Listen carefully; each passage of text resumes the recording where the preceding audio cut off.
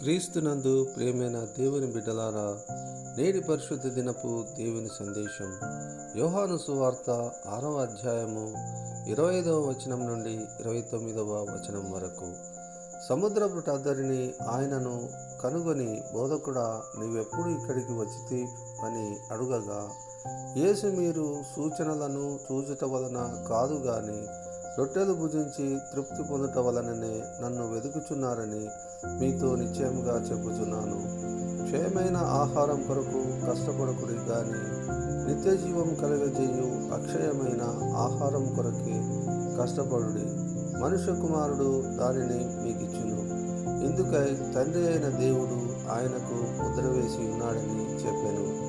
వారు, మేము దేవుని క్రియలు జరిగించుటకు ఏమి చేయవలెనని ఆయనను అడుగగా, యేసు ఆయన పంపిన వాని యందు మీరు విశ్వాసముంచుటయే దేవుని క్రియ అని వారితో చెప్పెను. దేవుడి మాటలను మన వినికిడిలో దీవించును గాక. చిన్న ప్రార్థన చేసుకున్నాం. మహాపరిశుద్ధుడ, దయగలిగిన తండ్రి, ఈ యొక్క పరిశుద్ధ దినమందు ప్రభువా, ఈ యొక్క వాక్యాన్ని మేము ధ్యానం చేయుచుండగా తండ్రి, మీరే మాకు ఆత్మీయ సత్యాలను బయలుపరచవలనని ప్రభువైన యేసుక్రీస్తు వారి దివ్య నామముననే బ్రతిమలాడి ప్రార్థించి వేడుకొనుచున్నాం తండ్రి. ఆమెన్. ప్రియమైన వారలారా, ఈ వాక్యం నందు ప్రభువు తన్ను వెంబడించు వారితో కొన్ని విషయాలను తెలియజేస్తూ ఉన్నాడు. వారు క్షయమైనటువంటి ఆహారము కొరకు కష్టపడుచున్నారే కానీ ఆత్మీయ సంబంధమైన గొప్ప వరములను వారు నిర్లక్ష్యం చేయుచున్నారని ప్రభు హెచ్చరిస్తూ ఉన్నాడు.